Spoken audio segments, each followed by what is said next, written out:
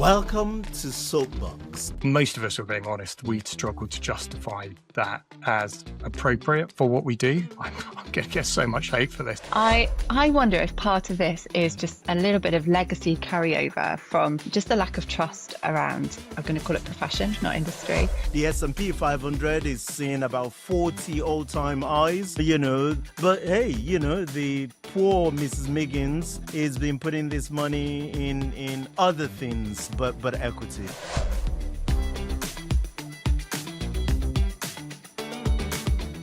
Welcome everyone to the Advisor 3.0 SoapBox podcast, the awkward middle brother of all of the podcasts that Abraham's been involved in. Today I'm joined by my co-host, Abraham. Someone the other day described him to me as Marmite, by which I assume they mean salty, vegan and yummy, which is all things very important, but close to my heart. And Sarah Roughsedge of Eva Wealth, who is a founder, advisor, and now author of this fantastic book, which actually I haven't had a chance to read yet because my wife's been reading it through. No doubt we'll come back to that one during the pod, I'm sure, Sarah. So, hello everyone. Hello. Hello. Hi, Sarah. Welcome to the pod. Thank you for joining us, and congratulations again on your book. Thank you. Thank you for having me as well, guys. Pleasure. Pleasure. As I say, we will get into the book, I promise, as time goes on. But I thought as a really good place to start, I floated a topic for you guys, which I haven't checked how well this went down with you yet. I don't intend to either. Which was the most recent news this week around state pension. So just the background to this, the Tony Blair Institute have published a big report on state pension reform. It may sound like a boring topic. It isn't, I promise. It is well worth a read, the entire paper. Tony Blair is one of those slightly odd characters in public life, isn't he? You've got the likes of Gordon Brown and a lot of the ex-UK prime ministers who've sort of slipped into the background and maybe just done charity work and atoned for their sins. Tony Blair hasn't. He's gone and made millions advising corrupt regimes in various oil-rich states. He's sort of rapidly turning into the Steve Bell cartoon caricature of him. But actually, to be fair to him, this, I thought, was a good report. He's probably one of the few senior people in public life that have actually come out and said, listen, guys, we can't afford to keep growing the state pension in line with the triple lock. This is insane. It's already costing us 5% of GDP. It's another 1% of GDP just because we're all getting older and we're living longer. And then extraordinarily another 4%, I think, on top, or something insane, maybe 3% on top, because of the way the triple lock is accelerating the cost. So another 85 billion of costs coming down the line for the UK taxpayer just because of this crazy triple inflation linking we've got. So it's nice to actually have that aired publicly. Beyond that, the proposal started to then get a bit crazy because it's this concept where you almost build up a government defined contribution pension pot.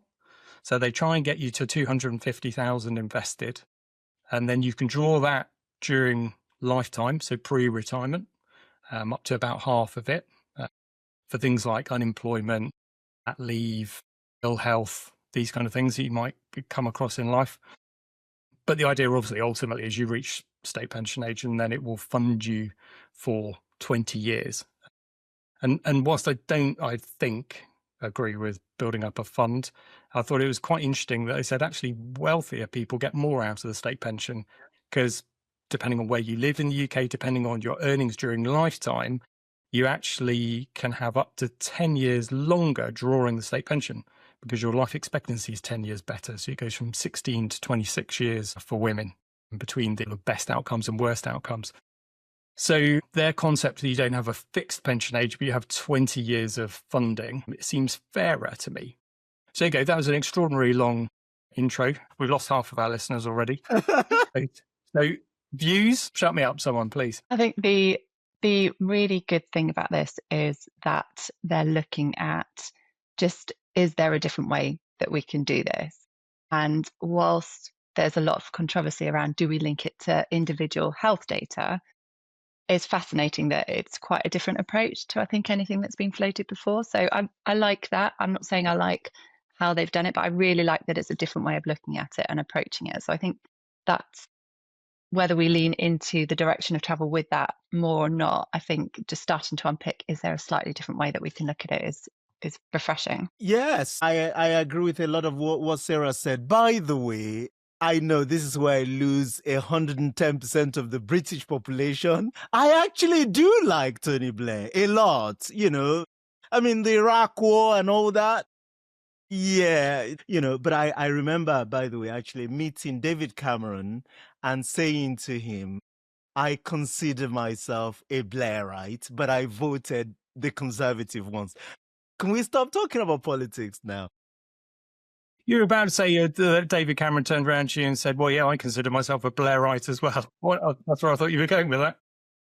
Well, I said that to him. No. Well, then look, yeah, I think he is demonized for all his sins, around the Iraq War and all that. But you hit the nail on the head, Matt, which is like, unlike the other politicians, he's actually stayed involved in public life and occasionally give us a piece of his mind, his thinking. I think it's a shame that we lose, some of our, I don't know, brightest political minds, once they are out of office. But anyway, I digress.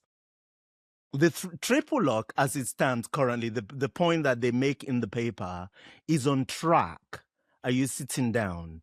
To cost us, is projected by 2070, and only Sarah will be around by then, of the three of them, to cost 7% of the GDP. We have to do something about this. There was a case for triple lock, when we had pensional poverty in the pre-Tony Blair era, or in the Tony Blair era, but that's changed now. We can't continue with this framework. We just can't afford it. But the bit that I hadn't clicked that the paper brought out was the bit that you said, which is like, wealthier people get more out of the state pension than poorer people.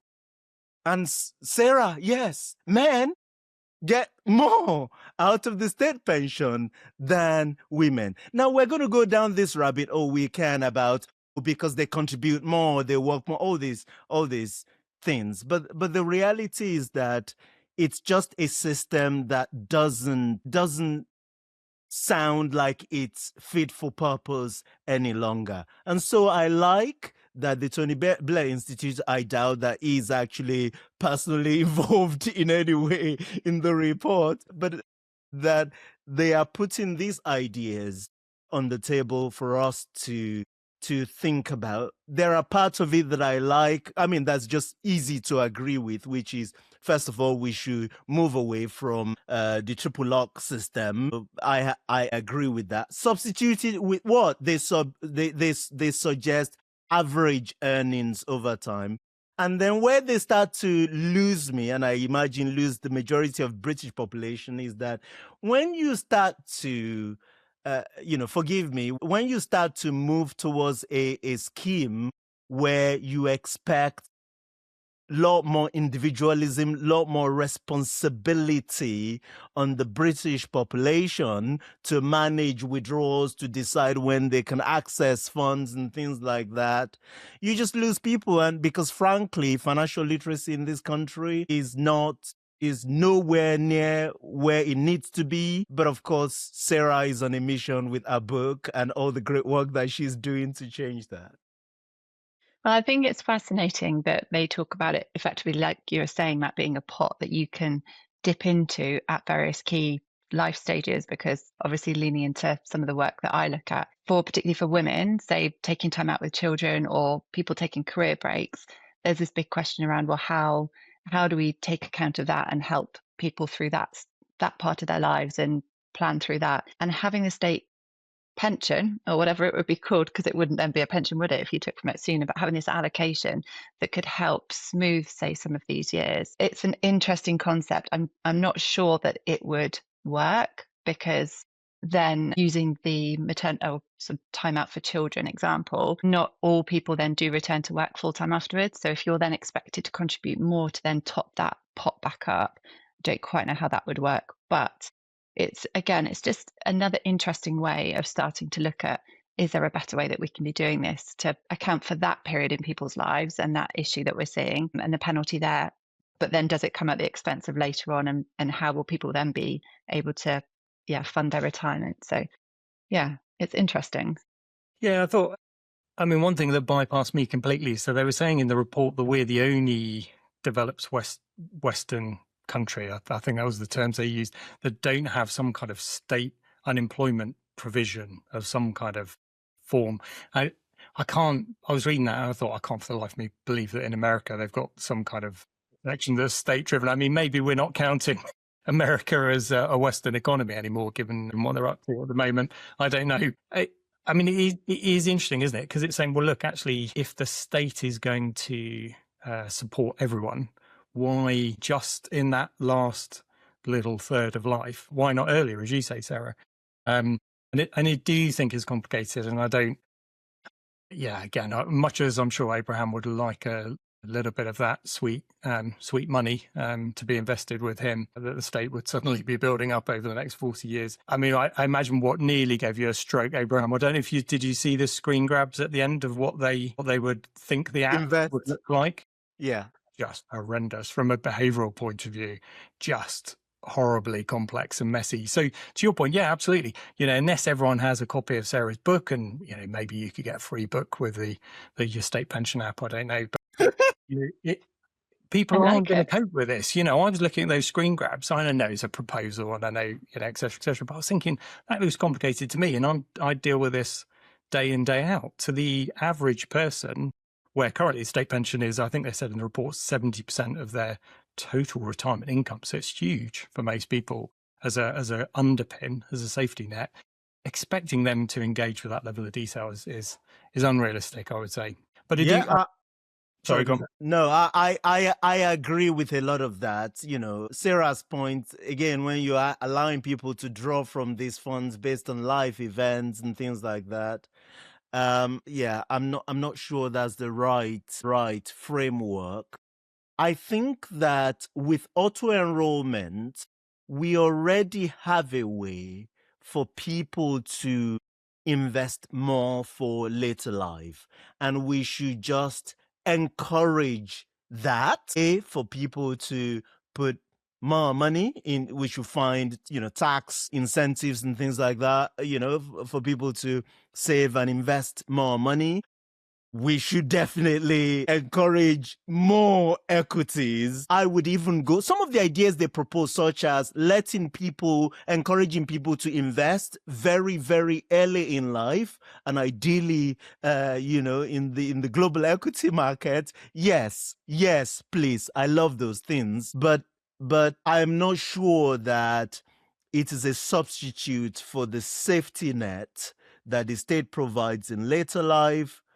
We can certainly do something that's way, way simpler, and using some of the existing structures that we already have in place, rather than a new, lifespan fund. I like the idea of the app. Of course, technology to get people more engaged and invested. I like those stuff. There's a lot of good things in the paper. We shouldn't, as we tend to do, throw the baby or babies out with bathwater. Great. Well, sorry, go on, Sarah. No, I was just going to say, I think one of the difficult things around the whole financial education side and getting people to really buy into doing something for their future is that's really missing at the moment, that people will often forfeit their future selves for now.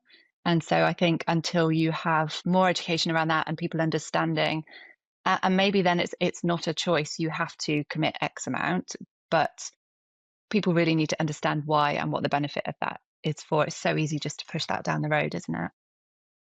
Absolutely. Brilliant. Well, so one last point on that. I don't know, obviously the two of you didn't pick up, but the example the report quotes and the difference in life expectancy, they talk about the area with the best life expectancy versus worst. Worst was Glasgow. Anyone want to hazard a guess where the best was? Your locales, Yeah. I was going to say it's the southwest, surely. Hart in Hampshire, which is sort of a 10-mile radius around my home. Yeah, because you're all living in country. I've been to, you're all living in country homes and like your idyllic lives. They say cost of living crisis, and you go to Hampshire, you say, what cost of living crisis? You've all got your butlers and au pairs and things like that, no? Absolutely right. Yeah. So the secret is clearly to move to where I live. And then if they bring these reforms in, move to Glasgow and start drawing your pension there, and they'll give it to you for longer. Anyway, so the only other thing that did make me smile, I don't know if you looked at the authors of this report at the bottom of the report, but one of them was Sir Steve Webb, which when I saw that, I thought, hang on a minute, wasn't he the one that introduced the triple lock? So I Googled him this afternoon, and of course it was him that introduced the triple lock. So just goes to show that you can be wrong and still make money correcting your own wrongs. Sarah, I think it is important that we talk about smart women. Thanks. Or smart money and strong women, which isn't about weightlifters. From the little bit that I've read I through. clearly missed that out, didn't I? Do you want to? So tell us what prompted you to embark on building an app, doing a book, presumably at some point doing a voiceover for the book, turning it into a major motion picture. Hang on, let me make a note of that. I need to add that to my list of things to do. So anyone that has spoken to me knows that I'm really passionate about just basically raising women up, because I think that they've been missed out of the financial conversation for a long time. So I had just gotten to the point where I was just frustrated that I couldn't reach more women. I could only work with one woman at a time, the person in front of me, and I wanted to be able to do more. So I just combined my love of writing with writing about financial planning for women. It kind of makes so much sense now that I've done it, but at the time it was just, I've got to get this message into more women's hands. So I spent last year writing the book, published it at the end of the year, and launched it properly last week? Last week had a launch party for it. So my purpose for this book is to basically put into one place all the essential building blocks of personal finance and the things that we would perhaps take for granted as financial planners that we know and we just naturally implement into our clients' financial plans. But so many women that I've spoken to don't have that essential knowledge. Brings all of that together in one place, and starts with your money mindset. So it gets people thinking about why they make decisions the way that they do, and then gives them the building blocks to start putting their own finances in order. So yeah, it came out just recently out, like I said. And Abraham, you won't know because maybe you didn't get an invite. I got invited to the book launch event. It's so true. And the fantastic thing about Sarah's book launch event is she put up little easels with these quote grabs from the book, which was the different money types. So it just gave a little icon and then a description of what that individual was like. I was there with my wife. We had a glass champagne and we were mooching around. You're really rubbing it in now, aren't you? Yeah. All free, of course. And my wife was going around going, oh no, that's not me. Oh, that one's not me. And then we mingle a little bit more. That one's not me. And then she zeroed in on this one where she went, oh, that's me. I'm that one. And I was looking at it and going, yeah, you wouldn't. Did you go, I could have told you that. Wouldn't have taken that from your husband, though, would you? As a description. I had to bring you all up to London to a book launch to slowly take you around the room. But I thought those kind of archetypes, that framing, I thought was really, really useful. And I don't know if you want to just very, very briefly talk to some of those, because there were 5. Have I got that right? Yes. So, and the idea behind these is not to give you a label and go, you are a quote, whichever archetype. It's to help give you a framework of understanding perhaps why you make the decisions the way that you do. Because I think for a lot of people, we just go along and we make the decisions that we make and we never think about why. And we'll beat ourselves up because we've done it wrong or we should have done it differently or whatever it might be. And I think when we start to understand the reasons behind our decision making and why we perhaps make those decisions the way we do, it just opens our eyes up to then going, right, now I did that because of, I don't need to beat myself up about it. I've now got an understanding as to why I'm behaving like that in that situation. I can now choose to behave and respond differently the next time that happens or in making this sort of decision. So it is there as a framework to help give a bit of context around decision making. So There's a quiz that you can go through. It's in the beginning of the book. It's at the beginning of the app as well. And it helps just to help you to identify which perhaps you lean more towards. So you've got things like, and we've tried to give them really obvious names, again, not as a label, but so that you can identify with what they're describing. So we've got the avoider, which is, as it suggests, someone that, will put off making any kind of money decisions or facing into things or whatever it might be. And we're all probably going to relate to little bits of each of these. You've got the status seeker, who is someone that gets value out of their money and what it's perceived to mean to others and to themselves. I'm not going to be able to quote them all on the spot because I just freeze. If you ask me a direct question, you've also got so we said avoider, status seeker, free spirit and money master. Thank you, the free spirit. So that might describe somebody who's a bit more just, I'll go with it. It'll all work out. It'll be fine. Matt, next prompt, please. Guardian? The Guardian. Yeah, Guardian. So yeah, again, I think the names are all quite self-explanatory, but the Guardian is someone that tends to hold on to, or the outworking can be that you hold on to your sort of finances. It might be quite difficult to then spend a bit more freely, or, for example, commit to investing because you just want to hold on to it and keep it sort of safe and locked down. And then the final one is money master. The money master, someone that's mastered it all and got it all together, which obviously the three of us will have that nailed, won't we? If you say so. I think you say in the book, and in fact, when I'm doing some of the pro bono work we do with young couples, most of us have acquired these archetypes before the age of 10 from our experiences rather than from our reading or our, consuming of education. We're not educated into these archetypes. We're kind of behaviorally absorbed into them, and therefore it's so deep in you when if anything you've accumulated by the age of 10 is so deeply down and subconscious that a lot of us act out of these archetypes without ever realizing it. And crikey, thinking back to when I was at work, we had advisors that would have fitted into all 5 of those types, and couldn't have told you why they act the way they do around money. So shall we diagnose Abraham quickly before we finish? What? I was going to say, have we done that already? Yeah, money master. I doubt that very much, no. I guess my question, Sarah, is, can you change these archetypes? Or is it simply a matter of, can you change it by learning and all that? Or is it just a matter of, you're stuck with it and it's not your fault? I think the first thing is being aware of it.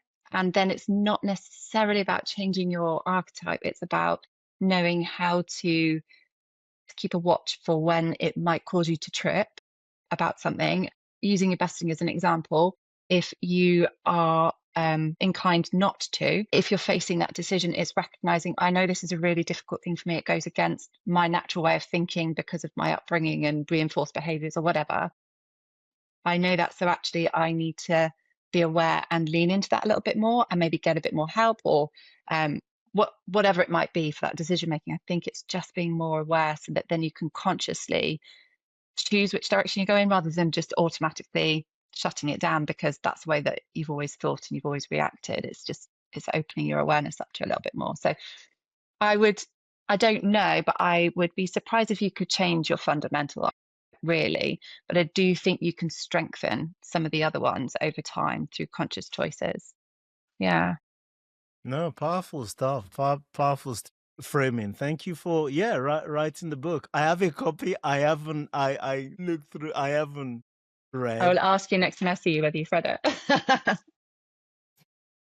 I'm just feeling lazy because I'm the only one now on this podcast that hasn't written a book. Abraham's the author of more than one book, and Sarah, you've got started, so you're one ahead and already started the second one, I believe. So I'm feeling really, I don't know what I do with my you started the second one. I do, but it's non-finance related, so you'll have to watch this space.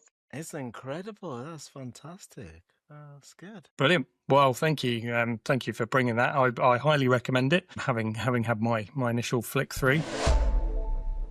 So, Abraham, I think the next topic was yours. This will be a spicy one. We've got 2 advisors on the call, lots and lots of advisors watching.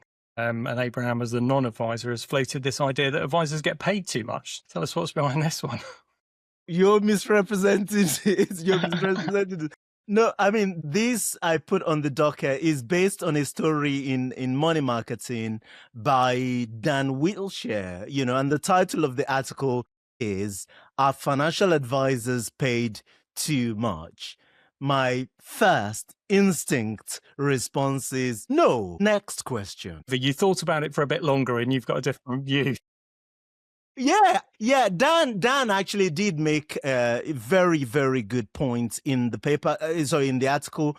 He was obviously referring to another senior figure in the industry making this point, nameless. We don't know who this is. And he just basically said they asked the question or suggested that a financial advisor, that financial advisors are paid too much.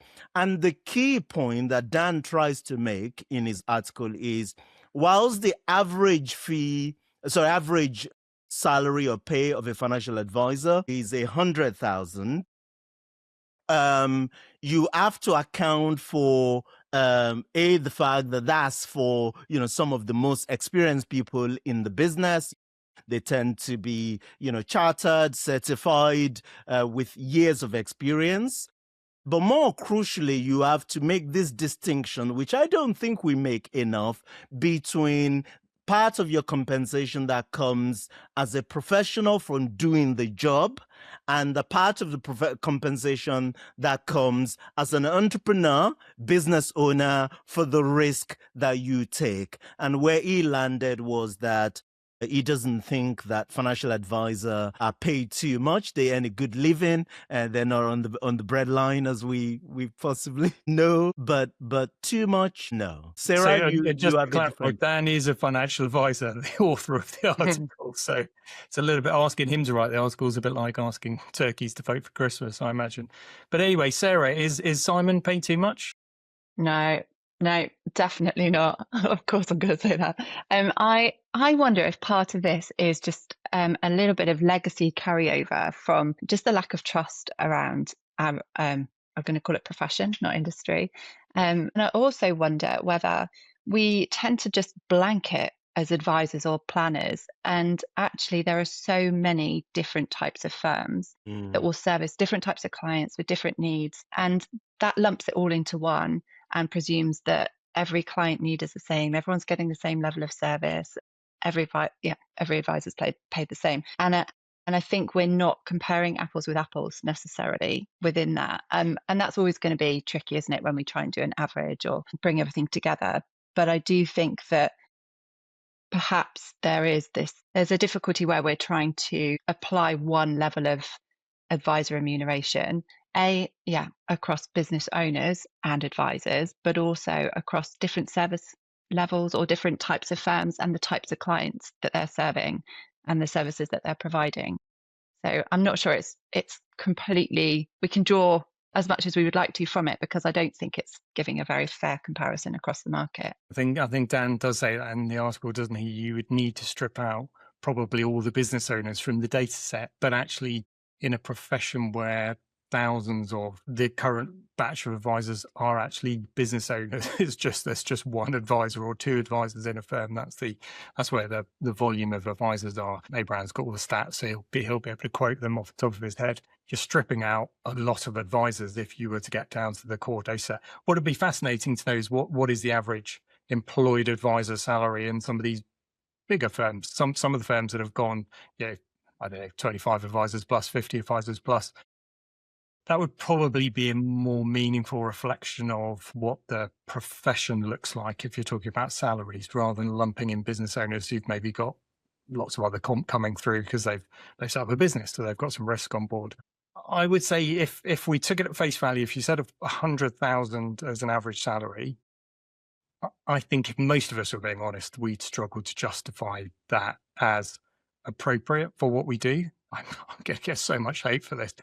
I mean, if you compare it with averages for an accountant, averages with solicitors, and they're tricky in their own way because they, accountants are probably better because there's probably more employed proportion of them. You're not seeing the same kind of salary averages for those kind of roles, and those are two roles that are under huge pressure from AI, certainly in terms of that next generation that are coming through, that grad intake that we should have had over the last sort of 18 months or so. Abraham, as our resident stato, have you Yeah, got this? What does this look like? I know Kitsis does a lot of work around this in the US, and he's always got some interesting things on advisor comp. yeah.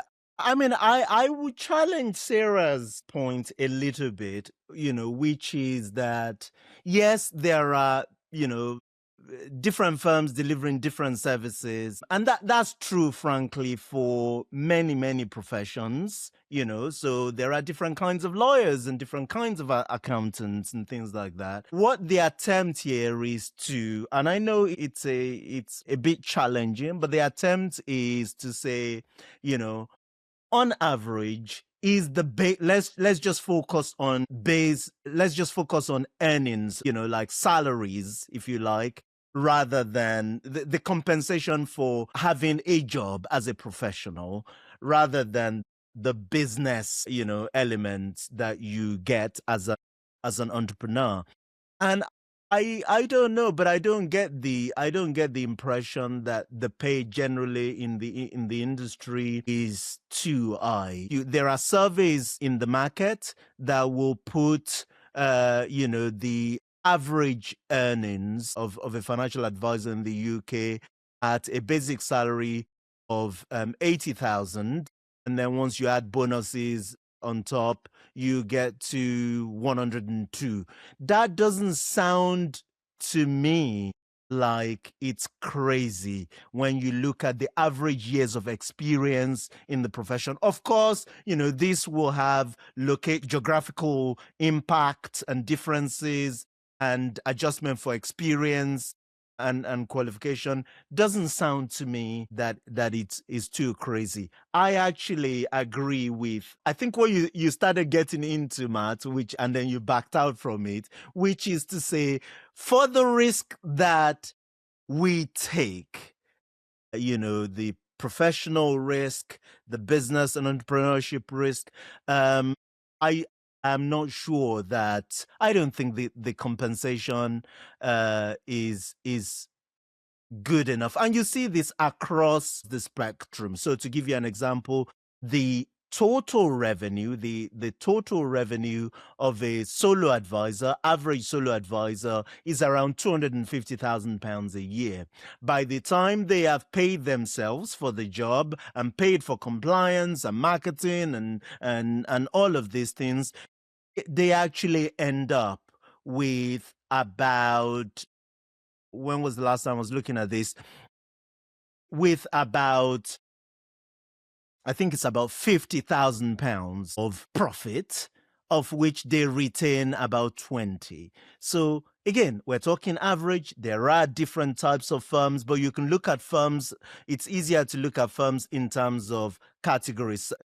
Solo firms, small and large firms, but the numbers are sort of pretty close. Of course, they deliver different services to clients. And yes, we would all know, financial advisors who drive Ferraris, and I have no problems with that, and maybe don't do a good job for clients. Yes, there are those as well. And sadly, people who don't live to the professional standards that we would expect. There are those, but there are in many other professions.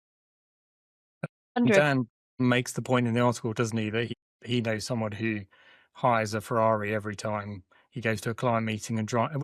I mean, maybe that works for clients. I don't know. I mean, I've got a friend in the village who was boasting to me the other day that his financial advisor, and I won't tell you what massive advice firm he works for, but you can guess, ends up in a chauffeur-driven Bentley to his house. Now, this guy hasn't got huge amounts of money. So I did say to him, well, who do you think is paying for the chauffeur and the Bentley? This sort of look of realization came across his face. He saw it as a sign of success that his advisor was turning up, sat in the back seat working on the laptop. It could be hugely efficient. Who am I to judge? I don't know. But yeah, there's certainly a perception thing going on here, isn't there? Sarah, sorry, I interrupted. Yeah. No. I wonder whether part of it is still our ability to articulate the value that we bring to clients. And I think it's very easy to, you reflect on the circles that you do life with, and other advisors that you brush shoulders with. And it's sometimes easy to forget that we're still in an industry that needs to catch up. And whilst we feel, perhaps hopefully, that we deliver value to our clients and we articulate that to our clients, actually as an industry at large, are we very good at articulating what we do for clients? And therefore that could be where a perceived lack of value comes in, and then leading to, are we overpaid for what we do? Because people just don't, the public in general, don't understand exactly what it is that we do for clients and that ongoing relationship that we carry. I agree with that. Can I put you guys on the spot? Can I put you on the spot? I don't So, Do we have a so choice? you know, well, you can choose not to answer, but I will ask, which is like, with amongst your friends who are not in the financial advice profession, do they perceive you as earning too much money, way more money than they do? I'm talking non-financial services friends, you know, and people in your social circles. Do they see and perceive you, no the advisor, the mystical advisor driving Ferrari? They talk about this guy, I've never met him. But do your friends perceive you as earning way more money than them, and to you know, to I don't think so. I think because they see, for me, us as people and the work that we're putting in and what we do in that regard. So I don't think they do. I'm going to have to go and ask them now after this. or maybe you just make friends with other well-off people. Yeah, well, so my response, I was desperately trying to think of any friends I've got that aren't in financial services. Yeah, so I think amongst people I know who are business owners, they don't think I'm paid. I'm paid in line, I guess, with what they are. I think and again, it's hard to translate that back into an employed role, isn't it? I think amongst my friends who are employed, they would probably say, yes, you're well paid, possibly overpaid. I can think of one or two who say I was overpaid. But I think average advisor salaries, taking employed advisors in this area, no, probably not, actually. So it's a good challenge. That probably wouldn't be the case. So maybe it is okay. Maybe I'm worrying unnecessarily. I mean, there is this point, frankly, that I'm just reflecting on, which is we're all, I speak based on, the circle of advisors that, that I tend to meet and relate with and things like that. And I will argue they are amongst the best and brightest in the business. But of course, there are outliers. Not outliers. There is a meaningful proportion of financial advice community that I am just not engaged with, and maybe I don't see some of these practices. I know they are out there, of course. I think just closing this one off, following up on Sarah's comment, I think probably once we get better at articulating our value, probably the next thing then is to communicate, because we've got a massive recruitment problem still for financial advisors. I mean, that is the next thing to start. Yeah, can look at the average salaries for doing this job. It's a great, fun job, largely enjoyable. And look, the average salaries are really good. It should be easy to get people in. How can those two things be true? Maybe they are true somehow, which is like, oh, this is a very highly paid, overpaid profession, but we can't get young people excited to come in. Maybe because the barriers that we've created are too much. I agree. Or maybe they just perceive us as like people earning money getting money that they're not entitled to, if you see what I mean. And so people don't want to make a career out of it. Either way, there is a fundamental problem that we need to solve there. I mean, I don't have experience in bringing brand new recruits through straight from university and training them through to being advisors, but the experience that we've had with retraining people later on in their careers, one of the comments we had was, I've never known another profession where you have to do so much study and go through so many exams. Surely there can be more on the job training. And I think that was a huge hurdle for that person. Obviously, that's just one person's feedback, but I think it's more than just compensation that's causing a problem. But yeah, I don't know enough about that end of the spectrum. Abraham flagged another news item, which was the Altruist CEO, I think I'm pronouncing that correctly, who has some really interesting data. I know it's US-centric, but I think actually it applies globally about what's going on with some of the big consolidated advice firms. And Abraham, you've talked about this in the past, this concept of breakaway firms, breakaway groups of advisors, teams, individuals. Do you want to tell us a bit about what's going on? Yeah, so I mean the breakaway trend in the US is far more established than the UK, way more established, and then you pour capital on top of it, and it's just crazy in the US. So you do see breakaways from banks, some of the large banks and warehouses, they're called, into the independent channel. And what you're starting to see, and the crux of this article, Jason is saying, is that you're starting to see breakaways of advisors, younger advisors, within firms that have been acquired, these kind of aggregators or consolidators, and these firms making a move, these guys and girls making a move to set up their own businesses. And the title of the article is in Investment News. The title of the article is From Breakaways to Breakouts, how Jason Wenk, who's the CEO of Altruist, is the next generation of RIAs moving forward. And the simple permutation that he did is that it is so compelling to strike out on your own, for a 30-something-year-old advisor who is in a large, consolidator in the US, even if they are average. These are his description. And he basically says, an average advisor looking after, say, 50 million of AUM, their own average are higher than our average. Our average is more like 30. Forgive me, he says, they look after 50 million of AUM, and when they leave with half of that, 25. We know the bond between the advisor and the client is always stronger than between the client and the firm. So anyway, he says 50% of the client follows them. If they do, 50% of the client follow them, then they know that, broadly speaking, on day one, quote and unquote, they'll be earning about 200 to 250,000, which is, of course, or they will have a revenue of that much, which is about the same, if not more, than they are getting paid at their current firm.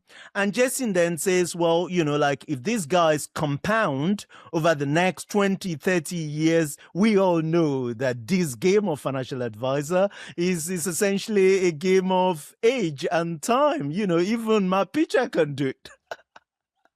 He can do it because he's been doing it for so long. And it just makes the case that, if from that base of 25 million, and you just compound over time, it works out that in 10, 15 years of their career, they could be sitting. I mean, these are crazy numbers, but like he's saying, if they compound, by the time they're in, over a 25-year period, he says they'll have 800 million of AUM in dollars. Yes, we know it's crazy. And at 80 basis point, 40% EBITDA, that's a 3 million revenue business, and it's worth 3 million in earnings, in profit, and it's worth 30 million as a business.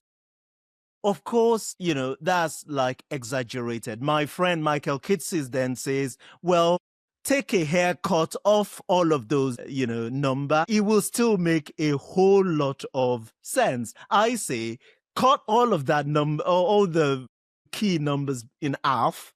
You will, in the UK, you take 10 million of AUM, you at 80 basis points, it's it's 100 grand to start with. Okay, you have some cost in the LA days and all that stuff, but you compound with the capital market, you compound with your own hard work. Why don't we have more people doing it? Of course I know why, but you're going to tell me anyway. Well, I'm not sure. I'm not sure Sarah or I are going to tell you. It'd be interesting to hear.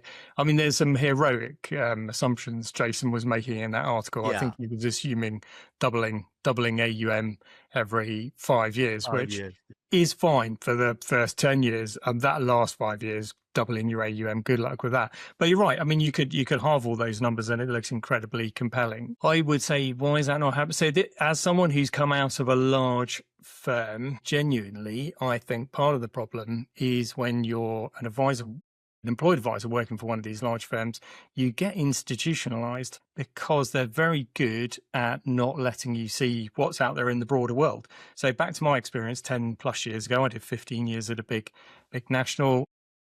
All your CPDs done in-house, all of your conferences are in-house conferences.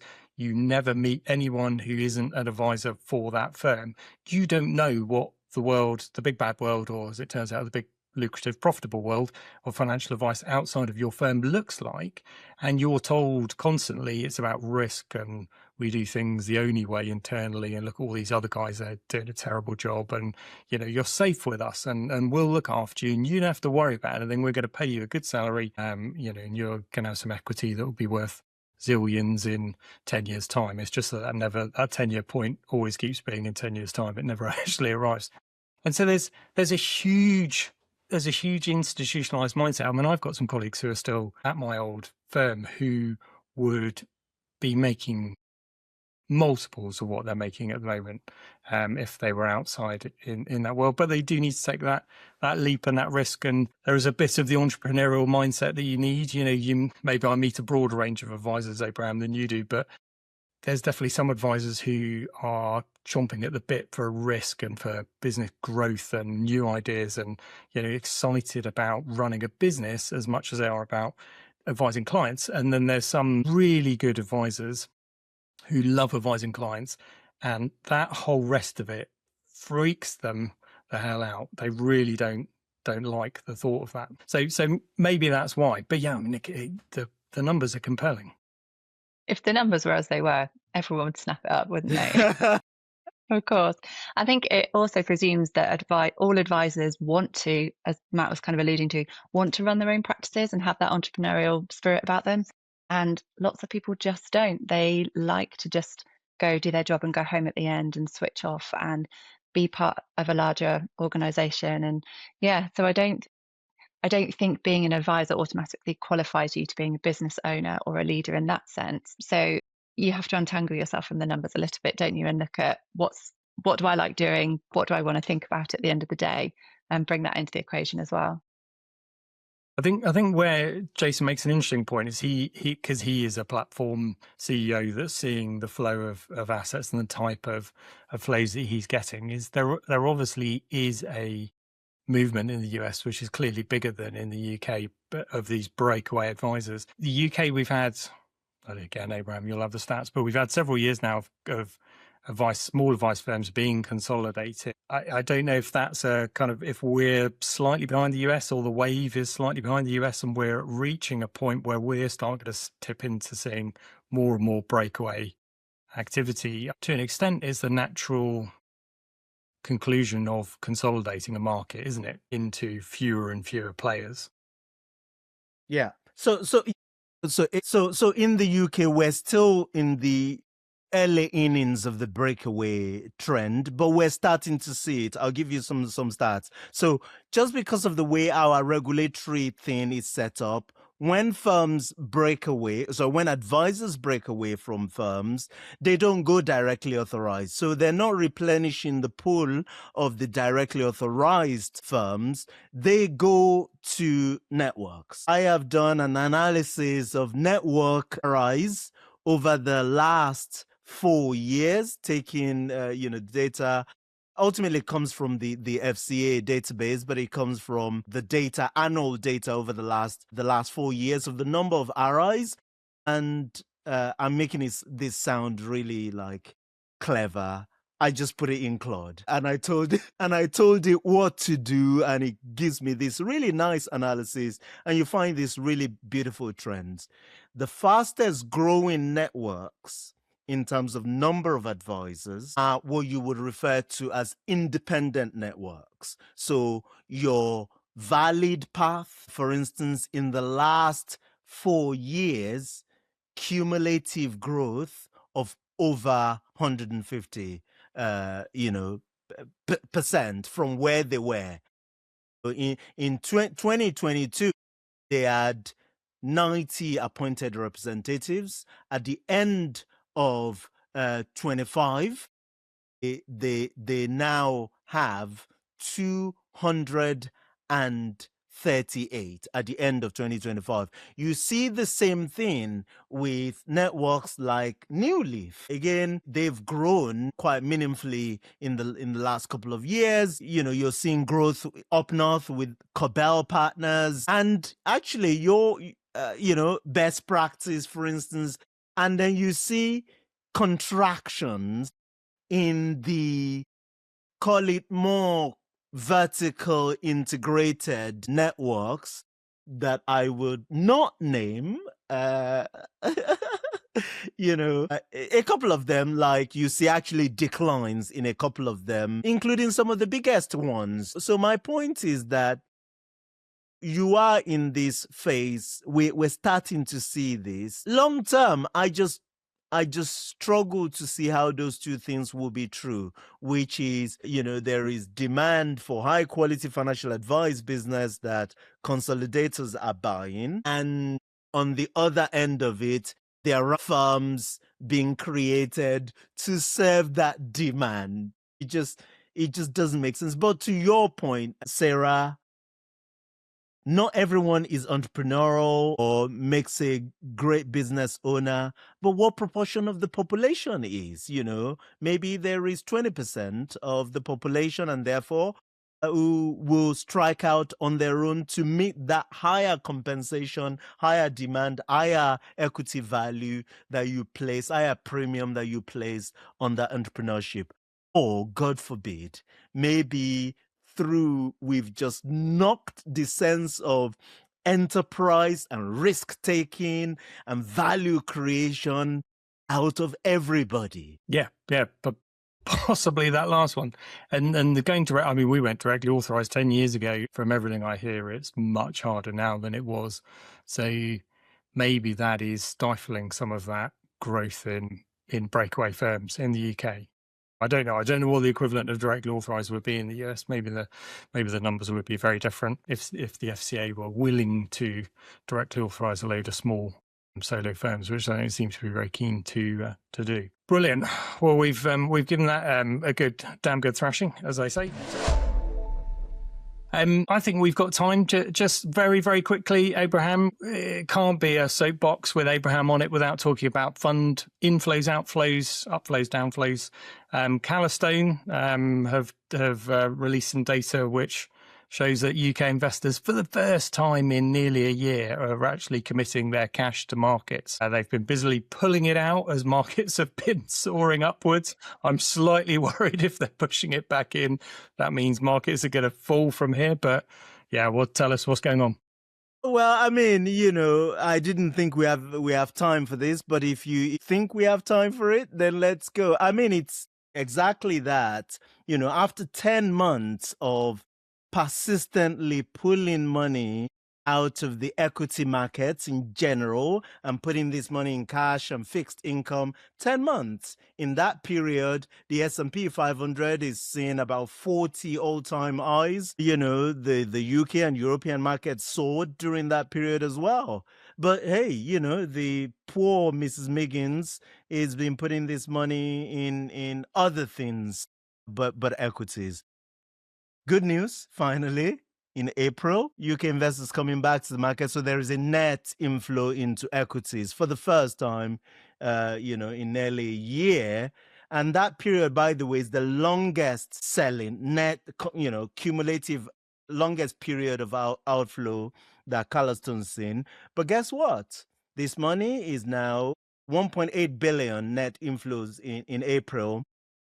And most of that money is gone to, can you guess, hazardly guess where it's gone? Actively managed funds? Well, no, of course it's gone to index fund. Don't insult me. No, it's gone to index fund, but it's gone to the US equity and global equity, which US, of course, dominates. So net is that overall, there's 2.6 billion going into index fund, in